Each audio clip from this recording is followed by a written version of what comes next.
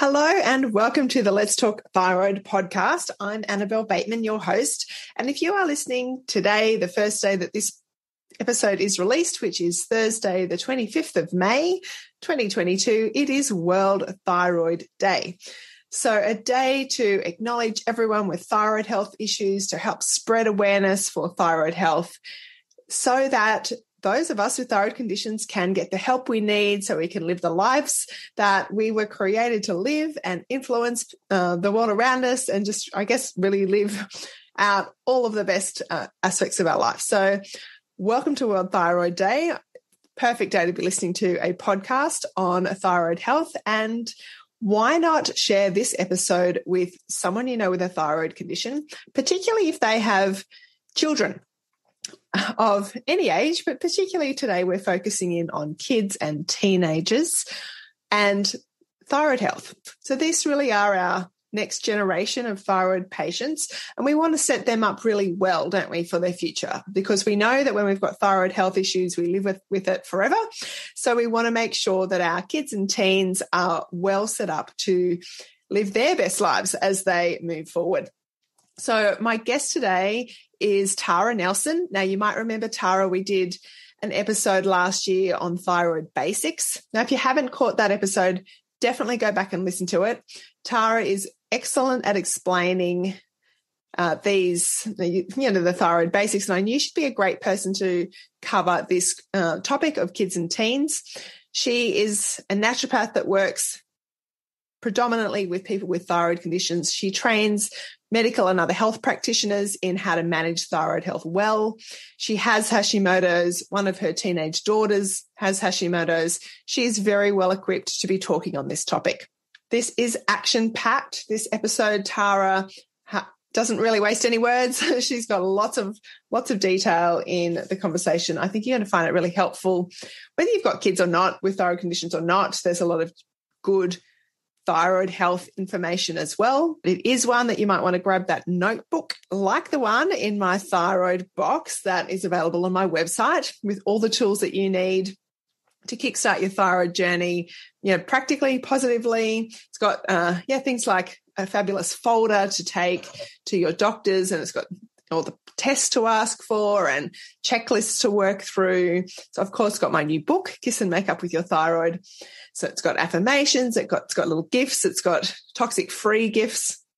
So a beautiful gift box. But in it is a notebook in which you could make notes from the various podcast episodes that you listen to. Grab a notebook, write some things down. You're going to want to go back to it. So enjoy this episode from Tara Nelson on kids, teens, and thyroid health. Hello. You are about to listen to the Let's Talk Thyroid podcast. My name is Annabelle Bateman. I am your host, and together we are going to explore what it means to live a thyroid-friendly lifestyle. On this show, we cover many different aspects of that thyroid-friendly lifestyle, and we try to do it positively and practically to give you information and tools and strategies that you can actually implement in your day-to-day life. So I really hope you enjoy the show. If you do, if you wouldn't mind hitting that follow button on whatever platform you're listening on, that would be really helpful. And if you want to connect with me, the best way to do that is through my website, which is annabellebateman.com. The information presented and discussed in this podcast is not intended to diagnose, treat, cure, or prevent any disease and should not be used as a substitute for proper advice from a qualified professional. I'm really excited, Tara, to have you back as a guest on the Let's Talk Thyroid podcast. Thank you. Thanks so much for having me. I really appreciate it when, podcasts get me back. It sort of must mean I'm doing something right. Absolutely. And I think often there's so many different aspects that we can talk about you work, this is specifically your field that you work in. So I like to have that follow up. I haven't done many repeat guests, a couple. And and I think it's nice. It sort of continues that relationship and connection, and for people that are listening as well. So I appreciate you coming back too.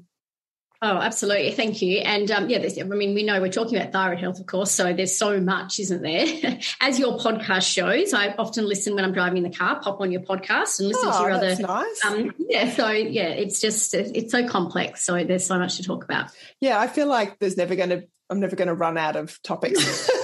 And look, I've still got a list of topics and guests that I haven't exhausted yet either, without having put, I'm sure there's more on top of that, but I've got a running list of topics I'd like to cover. And this was one of them. And so this has been on my list for a long time, actually, to talk about teenagers and children with thyroid conditions, because I often get asked about that. And there are often mothers saying, well, I've got a child with a thyroid condition, what can I do to help them? So I think this is a really important conversation. And if I look back, I wasn't diagnosed as a teenager, but I should have been. For me, I think it was triggered from around about age 12. So I lived with Hashimoto's all throughout my teenage years and didn't know it. So I think I'm also kind of passionate about, if I could save a teenager from going through what I went through, then I think this is a really helpful conversation to have.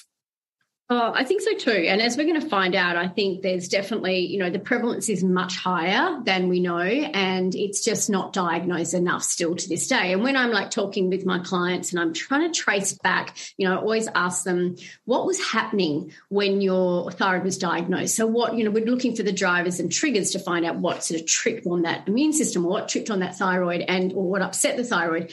And many people say, I think, I've been feeling like this since, age 9 or puberty, as we're going to find out, is a huge trigger for a thyroid condition. All those big hormonal events in a woman's lifetime.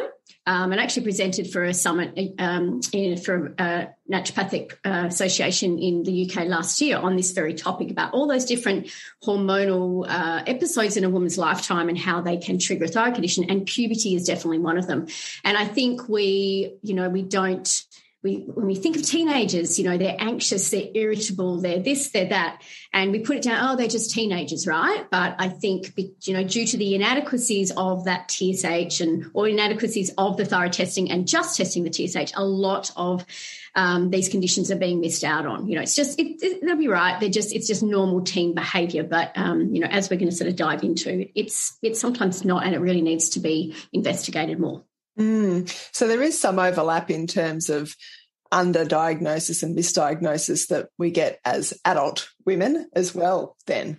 100%. I think across the board, and even when you think about menopause, again, that's that time when, or even postpartum, you've just had a baby, you're tired, yes, you're not getting enough sleep, you're this and that, you've just had a baby. Or when a woman's going to menopause, that's where I'm at the moment, and the changes that go on, and particularly if you have a thyroid condition, or there's a lot of physiological changes that go on inside that thyroid gland at these major hormonal events in a woman's lifetime, that, the thyroid is very sensitive. It has to work a lot harder. There's not the right conditions, or, there's poor sleep or stress or infections or viruses, it can make it, quite a hard time. So that's when they can definitely trip up. Yeah. Yeah. Okay. So let's go back to, I don't know what the beginning is, start at the beginning. And I mean, how common is it for children and / teenagers? And I think, you might pull them apart as two separate categories. I'll let you differentiate that if you want to. But how common is it for kids / teenagers to develop either hypothyroidism or Hashimoto's or other thyroid conditions?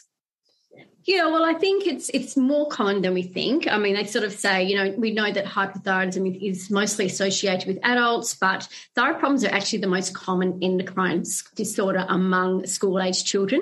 So it's estimated around about 37 out of 1,000 children have thyroid disease, which doesn't seem quite, very common, but it actually is.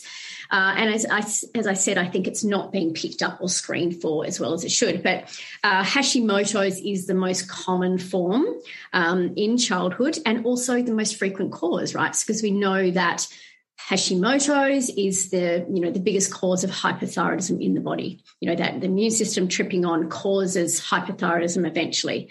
So, as I said, I think it's more common than we think. It's not being picked up or screened for because of those symptoms. We sort of put down to, that's just normal childhood behavior, or definitely more teenage behavior.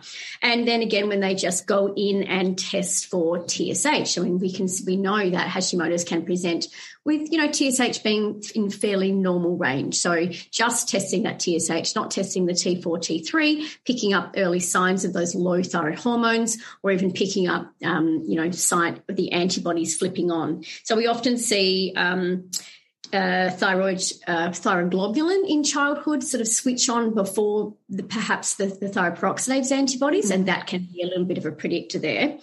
But usually, so let's just sort of go over the three sort of areas or times when I see hypothyroidism. So number one is congenital hypothyroidism, and this is when hypothyroidism is diagnosed at birth. This is characterized by the loss of a function in the body due to the thyroid gland failing to develop normally through that gestational period. Sometimes children can be born with no thyroid, so the gland is totally absent. And about sort of 10% of cases are caused by an enzyme defect leading to deficient thyroid hormone production, or there might not be enough iodine, or there could be sort of some sort of brain pituitary gland abnormality. And this is pretty much diagnosed. So nowadays with that heel prick test, they're testing for TSH, T4, and that's picked up fairly quickly these days. But it needs to be picked up because, it's a very life-threatening condition. If diagnosis is delayed and immediate treatment is not given post-partum, it can lead to like growth and developmental defects, and also, severe mental retardation. So, but it's pretty much picked up straight away now. It's rare for it not to be picked up. Then I see children sort of round about maybe, I've seen, I guess the next sort of area to consider is, so perhaps children have been diagnosed with birth, either born without a thyroid gland, which is actually more common than you would actually think. I don't know the statistics there, but it's not common, but, I've seen it more often than I'd like to. I think the next sort of question is the inadequacies of taking thyroid medication. So these children are popped on thyroxine, that's it for life, right? And then managed, perhaps tested every year and medication adjusted. But as we know, there are definitely limitations with just taking thyroid medication. And I'm seeing these children brought in that, they're taking the medication, their thyroid function looks fine on pathology, and yet they're having all those symptoms. So that's sort of one sort of presentation I do see in clinic. The next one would be that it's triggered in childhood, probably before that pubescent age, possibly due to, family history. So they've got the genetics there combined with another trigger such as, trauma perhaps, or maybe a virus or infection. Or celiac disease, another autoimmune condition. So celiac and hypothyroidism or Hashimoto's often coexist. So it's triggered in childhood, usually to something going on. We can normally identify something there. And the next one is during puberty. So we've talked about that. It's a major event, mainly for girls, but I have seen it in boys as well. And during puberty, the thyroid definitely goes through some physiological changes. So we see a real increase in that thyroid volume occurring as that adaptation to that body and sexual development. So it's a major, major time in the body, and the thyroid gland really has to step up. And it's essential for, growth and development. It controls, the actual growth of these teens.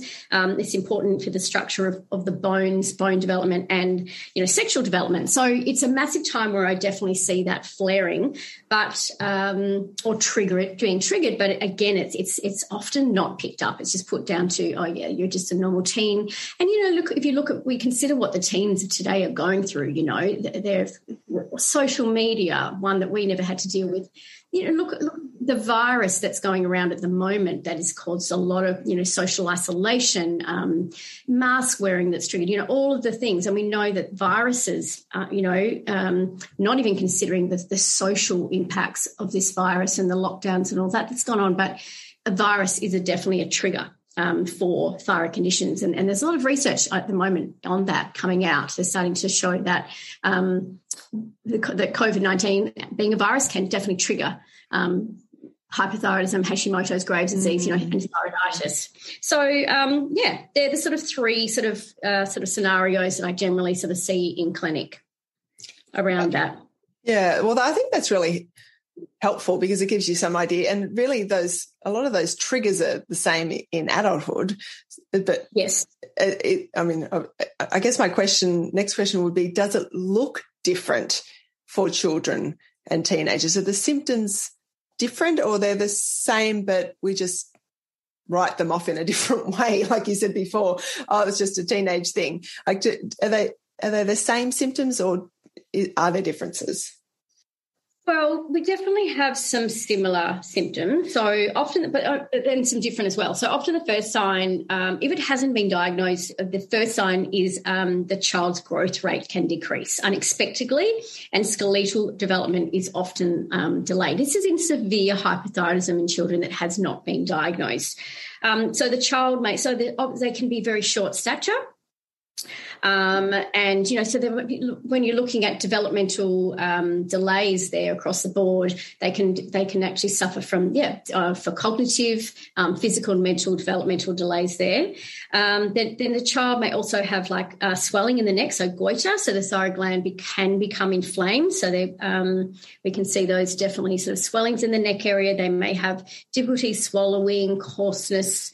Other symptoms can be, obviously tiredness and lethargy across the board. We're going to see that fatigue. They may have dry, itchy skin, increased sensitivity to cold. So these are common ones as well. Weight gain or weight loss, generalized swellings in the body. They're going to possibly have poor concentration at school, decreased energies we talked about, and generally constipation also. But what I see in children that sort of, differs from adults is behavioural issues.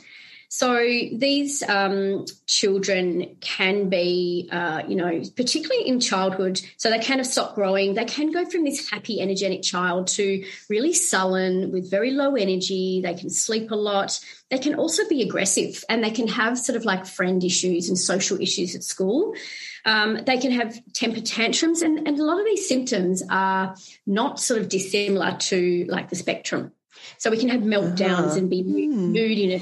So that's sort of in really sort of like, been going on for a while and very undiagnosed. They can even be violent and aggressive and have these meltdowns that last for hours, where they can trash rooms, hurt siblings, hurt themselves. They can have sensory sensitivities, so be very sensitive to loud noises, crowds, clothes. So those symptoms very similar to the spectrum. And I think if any child is brought in, like that, it definitely needs to be investigated. And I think, across, even though I deal with a lot of thyroid conditions, and even if I don't, mainly now in my clinic, I only see thyroid patients, but even before that became sort of 100%, it doesn't matter who comes to see me, whether they're adult, child, what teen, I always get a full thyroid panel. I just think thyroid should be investigated 100% with every single person that walks in the door. But it should, because, we can, because, and the full thyroid panel, because we know the inadequacies of just testing TSH. But if we are seeing these really quite sort of spectrum symptoms, Hashimoto, I always think that Hashimoto's in more severe form is going on there. Wow, that's really interesting in terms of the similarity with those spectrum. Could you be, obviously you could have both, but is that common, or is it more common that perhaps it's a thyroid problem misdiagnosed as being on the spectrum? I think there is a bit of an overlap for sure, but it just needs to be investigated now. But I think that really, when you've got this, young child that's, quite energetic and happy, and then all of a sudden, has possibly pre-puberty, they really drop into that sullen, low energy, sleep a lot, and they go through a massive change, then the thyroid really needs to be investigated. These are the children that will be walking around with hoodies on in the middle of summer. Like, they really have an insense, like they have low thyroid hormones and they get really cold. So they've got that cold intolerance. They'll be they're the kids that on the couch that just want to, watch movies all day, don't want to go out, or they have rugs on all the time. So, it's quite warm, but they're under a rug on the couch as well. So just some little things, some little red flags to be aware of there. Yeah, they're really helpful practical things, aren't they? Because we think cold extremities, that whole slower metabolism is obviously a symptom, but just how would that present in a child? Yeah, that makes sense, doesn't it? Not a lot of energy, maybe. Well, I think about the way I parent my boys, and I've got 3 teenage boys, and at this point, I don't think I thought the oldest one actually was showing some signs of some thyroid problems towards the end of last year. He was in grade 12. So I did have that investigated, and it's okay. I don't think optimal. Like it's okay. There was no thyroid antibodies. It was all right. But, I'm on the lookout, but I would think that it's easy as a parent to say, oh, come on, you're being a bit lazy, get up. All the things that we told, women are told often, you just need to lose weight, eat less, exercise more, get up off your bum, do something. Like I think of the way I talk to my teenagers sometimes, come on, get up, do something. Well, we do know we see those physiological changes in our teens, and it's very sort of indicative of those teenagers. They too can become sullen. They can not talk. They can walk around with hoodies on all the time, and you just think, oh, yeah, they're just normal teens. They're going through that. But, I think definitely, particularly if there's a family history, so, children, parents, grandparents, siblings, cousins have a thyroid condition, there's definitely that increased risk, or perhaps if there's a history of other autoimmune disease, such as like diabetes or type 1 and celiac disease. So, celiac and Hashimoto's coexist quite a lot. Particularly if they've, we know they're low in iron. Iron is definitely we need that for thyroid functioning. A mother who had a thyroid condition poorly controlled during pregnancy and ended up in thyroxine. And this is, I think, something that I see quite commonly in my clinic, that I think this next generation is going to ask. So is going to be able to, answer these questions, because when I'm in clinic, I'm asking about, what was your mother like? So I'm talking to probably, women our age or my age, and they didn't know too much back then. Particularly in pregnancy, right? But I think a lot of women these days that I see, they've just had that their thyroid condition was triggered in their pregnancy, and they're popped on thyroxine. Most of the time it normalizes postpartum and they come off that medication, but only for it to trip up again. So once, that thyroid condition developing during pregnancy can be a risk factor of hypothyroidism, later on in life, even though it normalizes postpartum. But, I think these days we're diagnosing it a lot more in pregnancy, and having that happen in your gestation is definitely a huge risk factor for the development of that in childhood, if that makes sense, that long-winded answer. Thank you. But yeah, when I ask women these days, they don't know. I think back then, our mothers, if something happened, unless it was very severe, I think a lot of thyroid wasn't diagnosed back then either. Yeah. So the other thing is, having a mother with a thyroid condition poorly controlled during pregnancy is a risk factor. There can be these environmental triggers. So if there's been a major trauma, even a car accident can be very traumatic for a young child.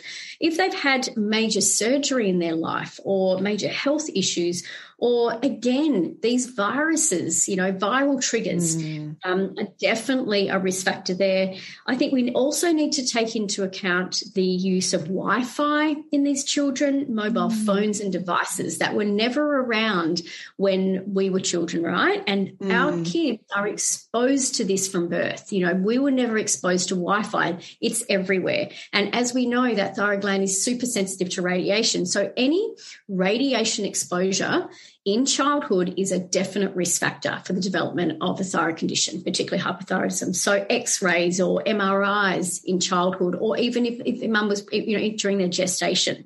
So it really takes, taking that thorough history or knowing these little cues, you can sort of think, oh, yeah, okay, let's get thyroid checked. So major stress or trauma also, it's definitely one to look out, major infections, viruses, or, that child who was tracking along very well, and then they did get a major infection or virus and they've never really been well since. That's a definite reason to go and check the thyroid gland as well. Some definite sort of red flags and risk factors there for the development in childhood.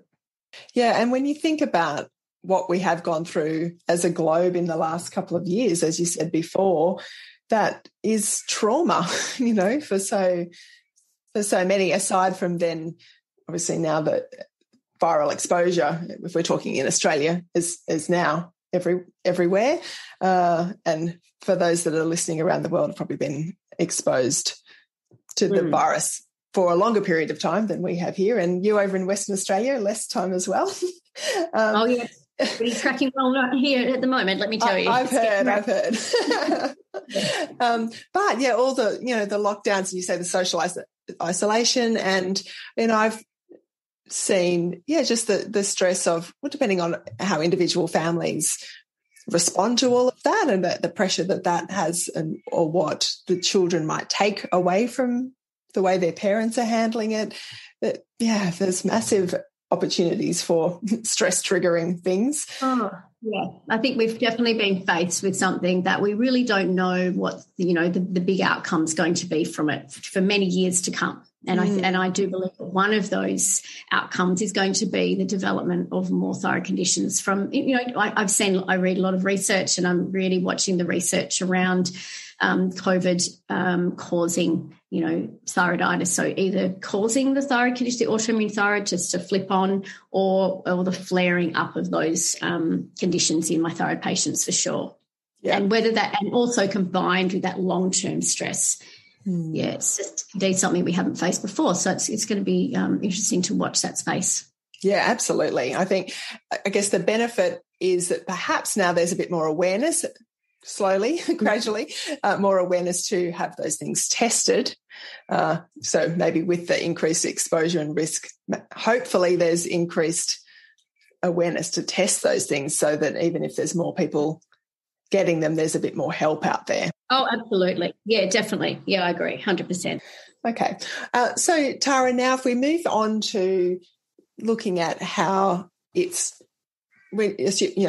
diagnosed as a child or a teenager, how then are they treated? You mentioned earlier on, if you get your thyroid removed if you're born without a thyroid, you'll be put on thyroid medication. Is that still the standard treatment if you are diagnosed with hypothyroidism or Hashimoto's as a child, or is there something different?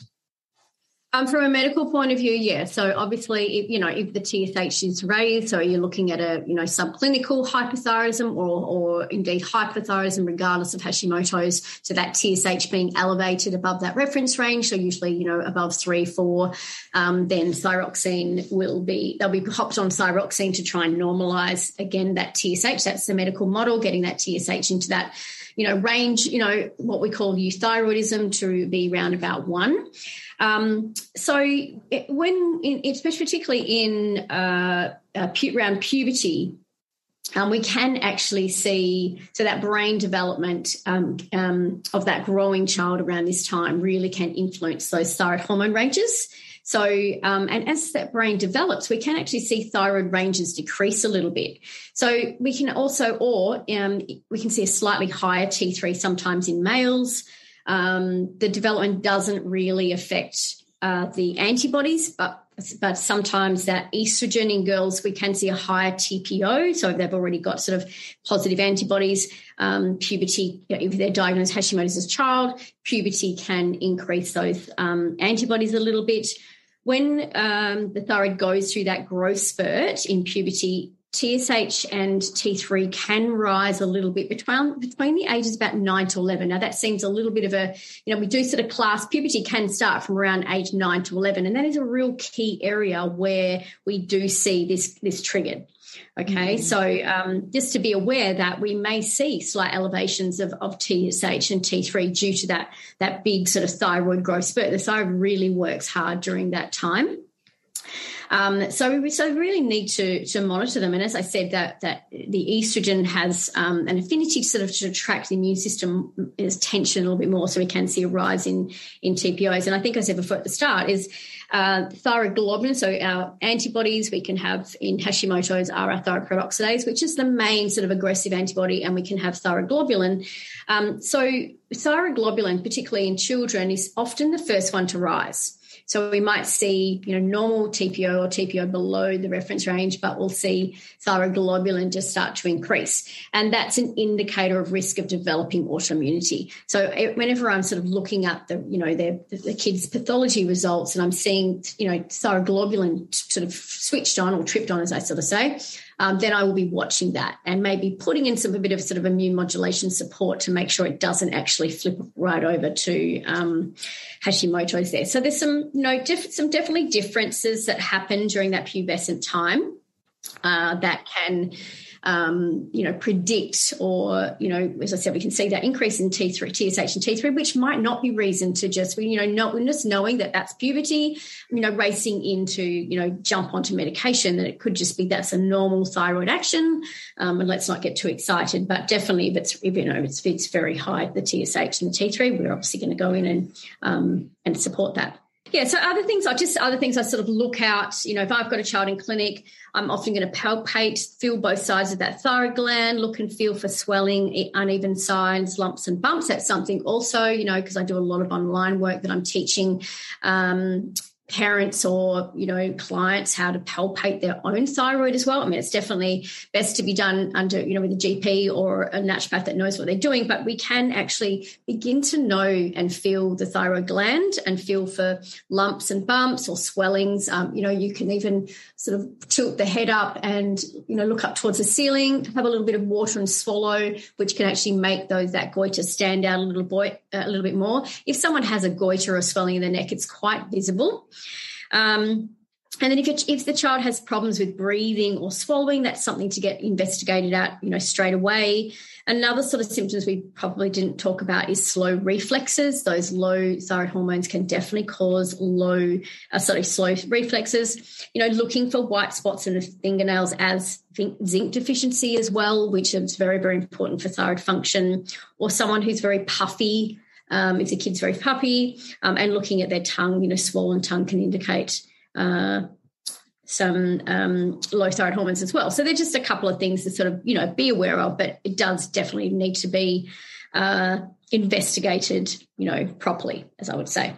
Yeah. So when I'm dealing, if I've got a child that I've diagnosed or they're coming to see me with hypo and Hashimoto's, as I sort of talk about, I always err on the side of caution with children. Kids have usually a very strong vitality.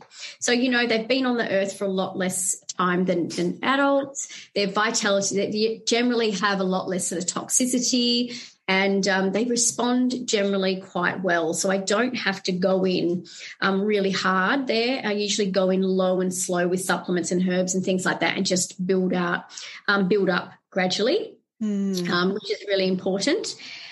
So kids generally have that more vitality. I usually start with diet. And, when we're dealing with children, or, I find that sort of, up to age to about 9, kids are generally very compliant. They're sort of still under their parents' reign, as I call it, so to speak. And they're usually aiming to please. I mean, not everyone, not all of them, but aiming to please, and they'll do anything. Once we hit that sort of 9, 11 and above, these kids are their own people. And, you've got to be very sort of careful and keep it to the minimal. Do the things that we know that are going to get changed, because going all in with a full protocol with teenagers is, compliance is hard. Yeah. Isn't it? We've all, we've got kids. It's hard as an adult, let alone as a teenager. 100%. So I usually start with diet, and look at their diet. So things I will be, I always talk about with my clients, with, any sort of patient, we're looking for that underlying drivers and triggers. So we want to support thyroid function, definitely,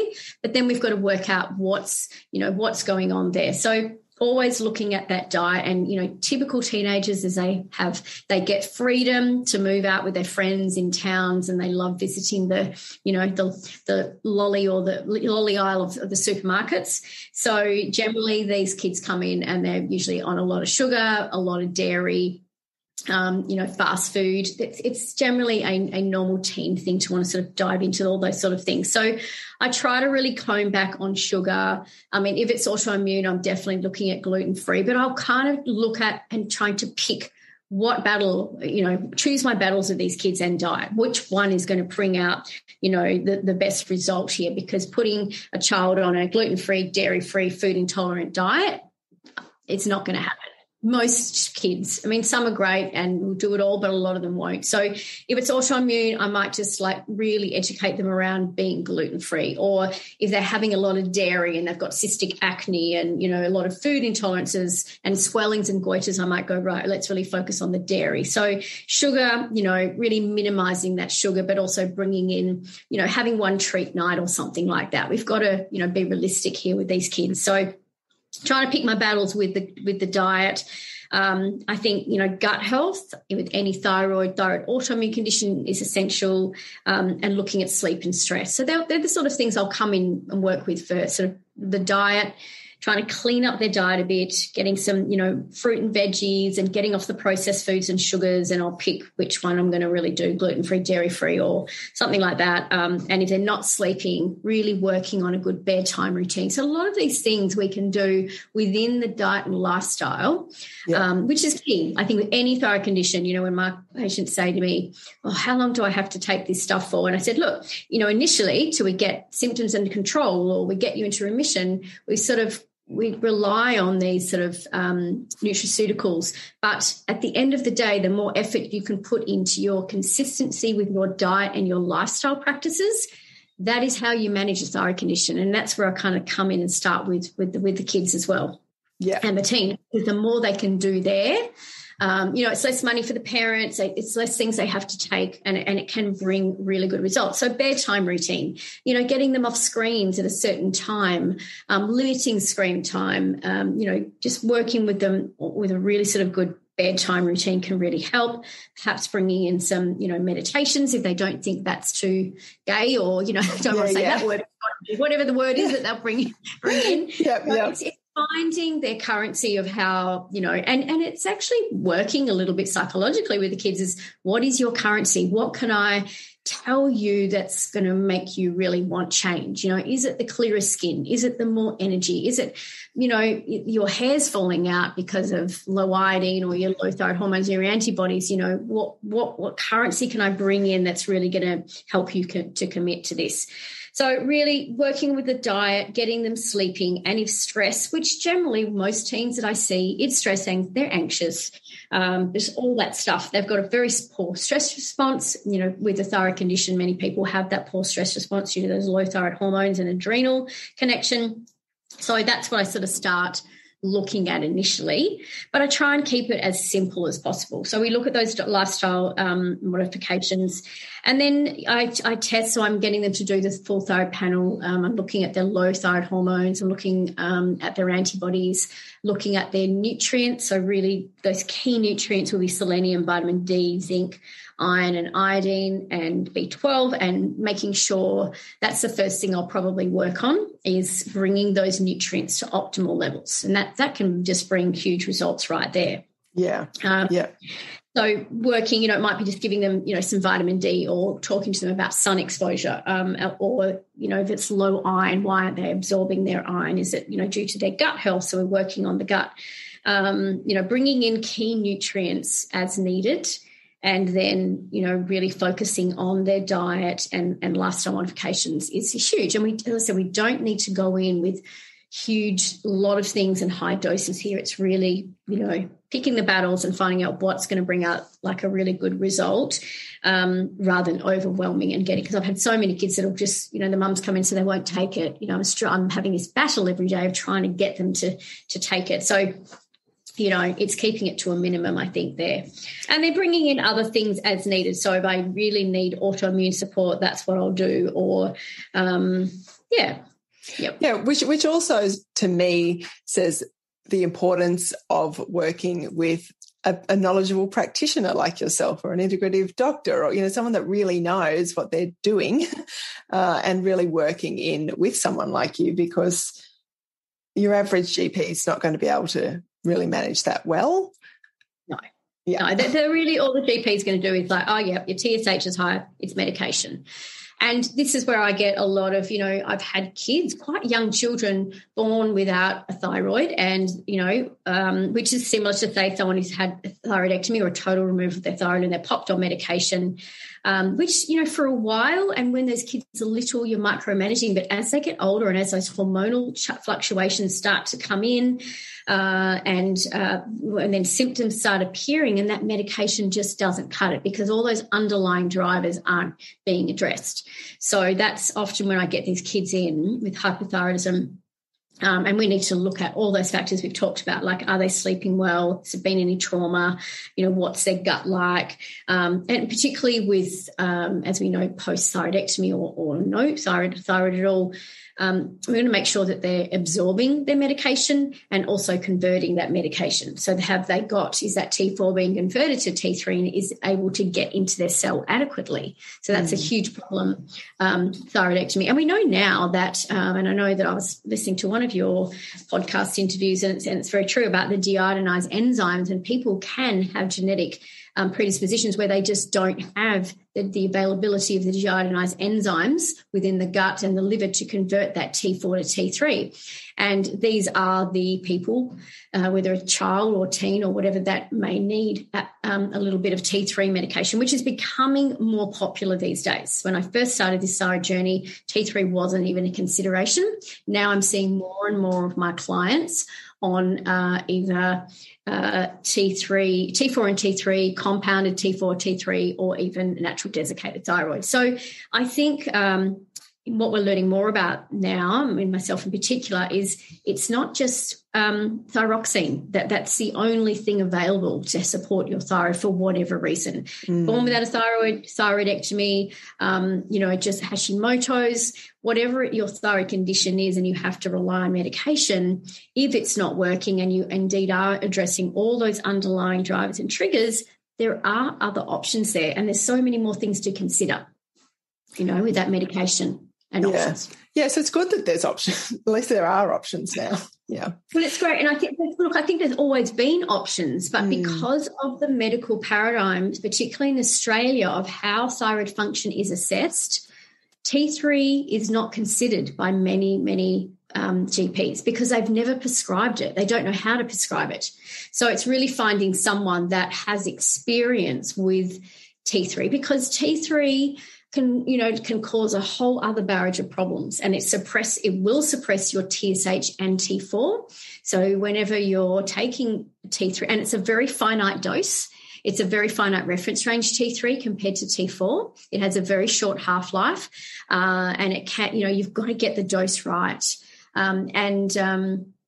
It's you need to really work with an experienced practitioner. So quite often I've had someone come in on T3 and their TSH is bottomed out and their T4 is basically nothing.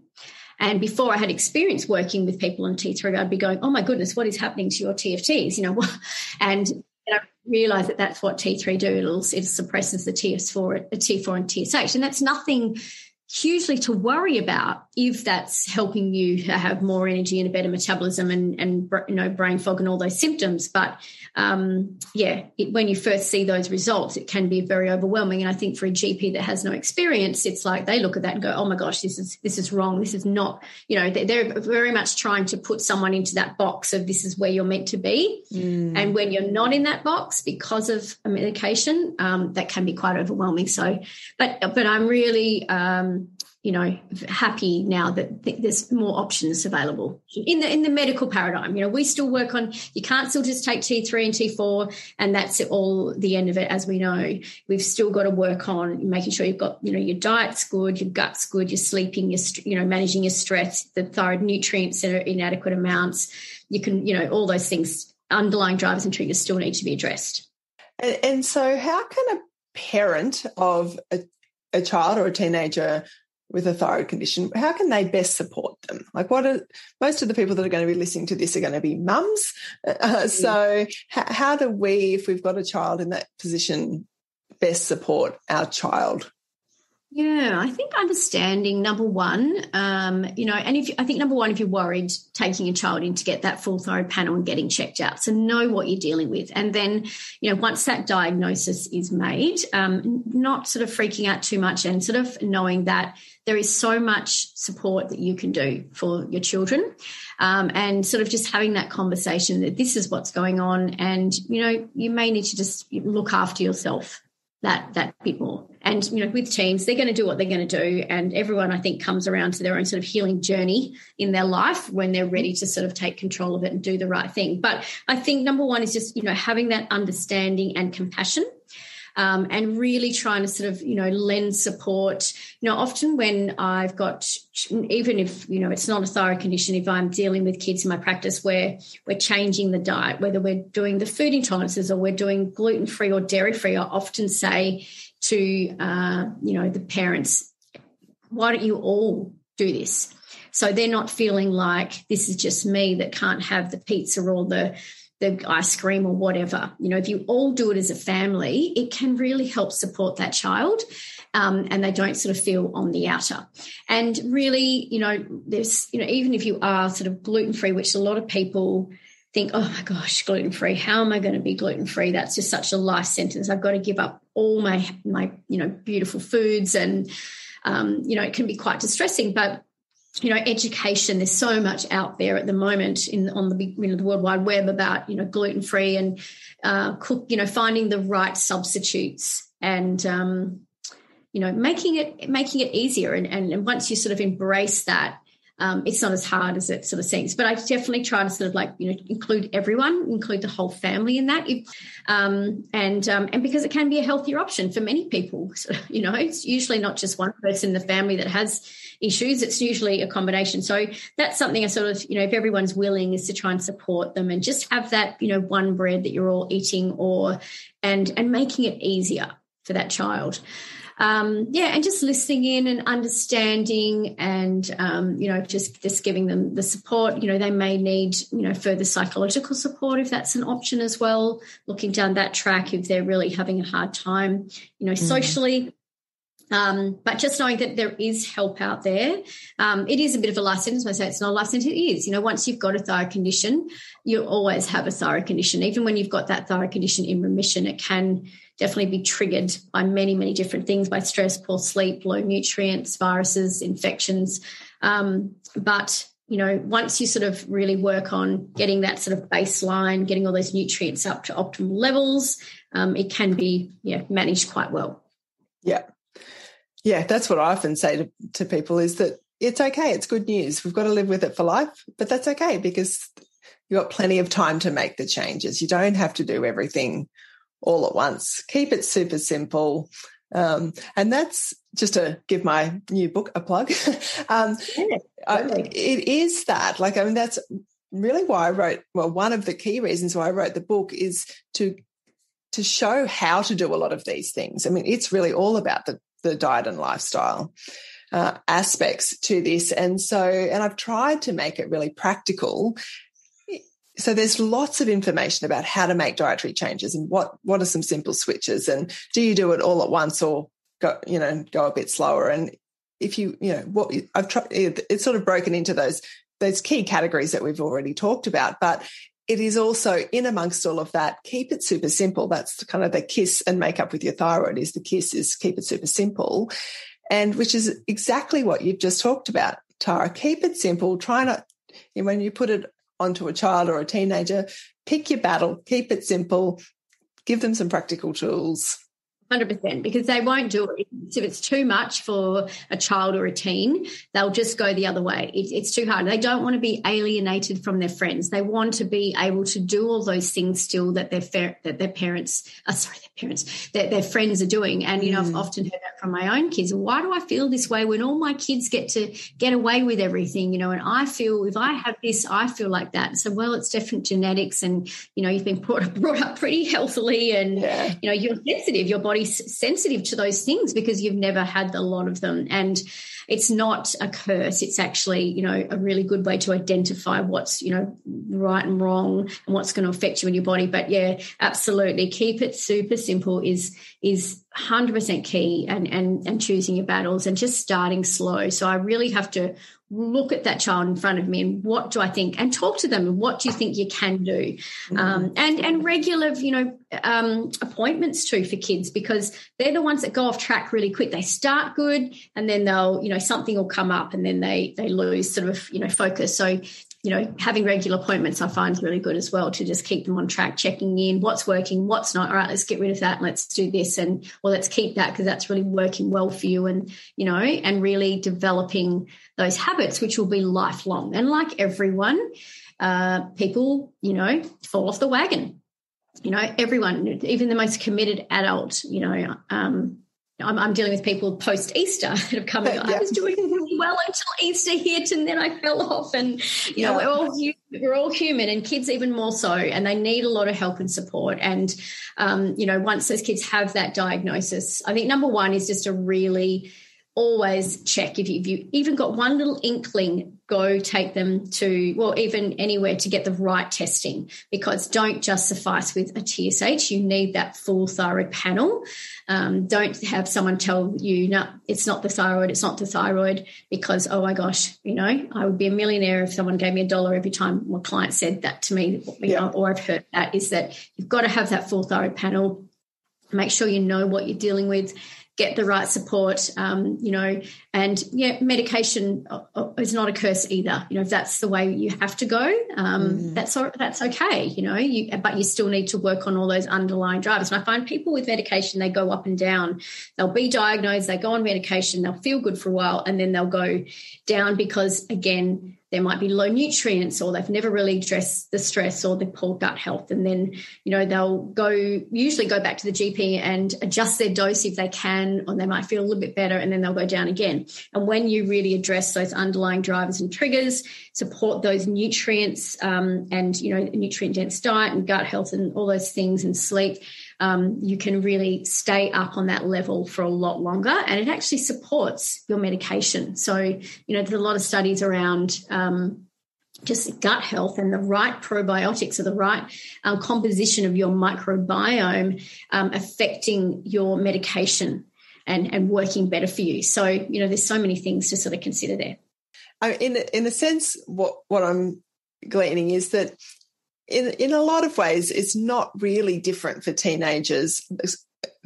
I mean, the ways that we've got to manage it are the same. It's just, it is probably harder to get your head around it as a teenager, and they do need that extra support and maybe extra grace for, you know, for trying to, like you say, going off course or whatever. But, you know, I'm also sitting here thinking, and I thought about this when I got my son tested, and we did a whole month of, you know, gluten-free, grain-free, dairy-free.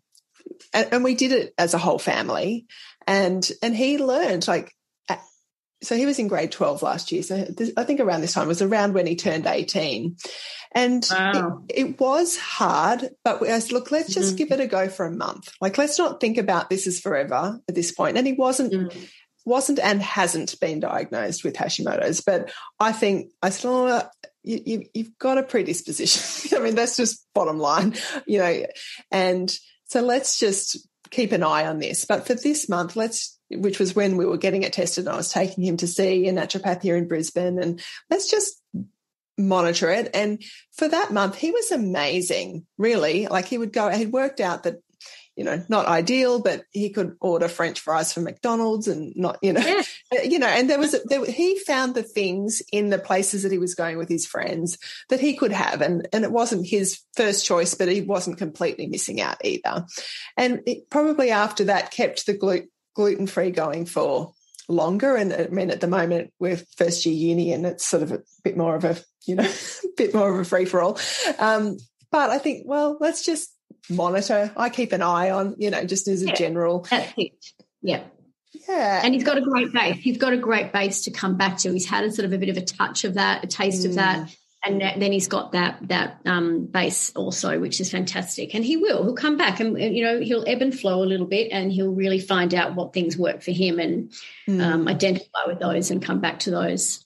as he sort of his life. Absolutely. And if he and other teenagers that we're in the orbit of this conversation can start to even tune into their body a bit in the teenage years as to what's going on and how they feel. I mean, what a gift. If we could put that spin on it. I don't mean that as spin in a bad way, but put that perspective, reframe it, because it is a gift. Like if you can start to tune in when you're a teenager to either I eat this, I feel like that, or when I'm really stressed, this is what happens, or whatever it is. It's just, whether you pay attention to it straight away or, really kind of, it's all part of that intuition, isn't it? Learning to trust your intuition, listen to your body, make good choices or not good choices and then live with the consequence. It's all part of that learning. 100%. Yeah, absolutely. I very much agree with that. Yeah. So, Tara, is there something I haven't asked you that you think in this context of kids, teenagers and thyroid health that, the audience should need to know about? Pretty much discussed it. I mean, my youngest out of 3 has Hashimoto. The other 2 seem to be fine. And, she was sort of diagnosed around about 15, but I really believe, and it's interesting that my own Hashimoto's was I think definitely with her. I wasn't diagnosed too much later, but I believe that I was diagnosed from her birth, like postpartum, had a lot of symptoms. So, but we found out with her, she was sort of around about 15 with Hashimoto's. And, I think for her, her being her mum, I had 3 kids in 4 years, 3 cesarean births. There's a lot of stress in my 3rd pregnancy. So, just to be aware, I think, of just watching your child. If there's any sort of untoward symptoms that you think are not right or anything we've identified in the podcast, then definitely check in and get that test. I think that's really important.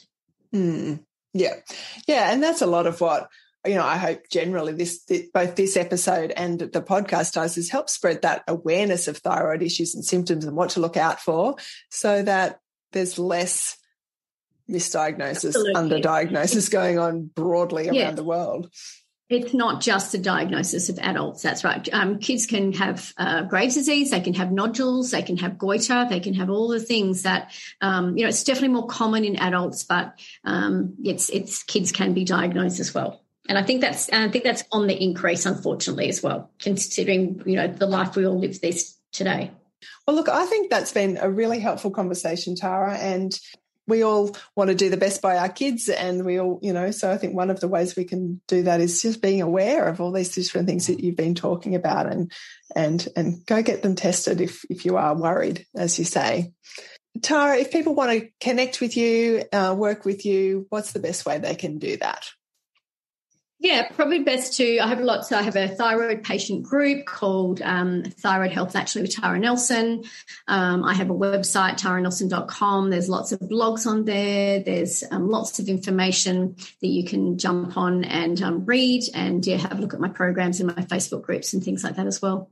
I was going to say, I've noticed on Facebook, because I follow you on Facebook, that you've got a course coming up. Is that right? Yes. Yeah, it starts today. It starts today. Okay. Yeah. So I have 6-week patient programs. One's hypothyroidism and Hashimoto's, and the other one's hyperthyroidism and Graves' disease.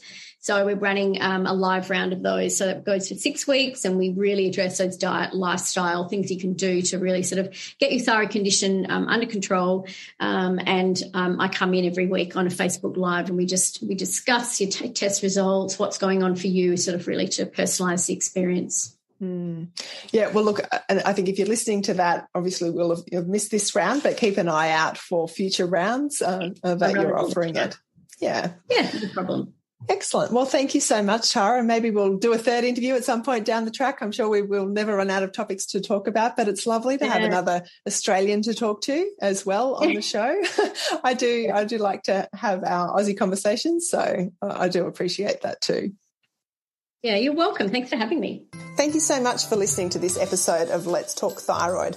I would love it if you would subscribe to the podcast and share it with others that you know with thyroid problems. Let's get the message out there.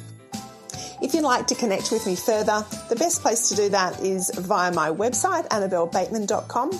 From there, you'll be able to join my Facebook group, book a strategy session with me, download my freebie, and access any show notes for this episode. Thank you so much, and I'll see you next time. Bye.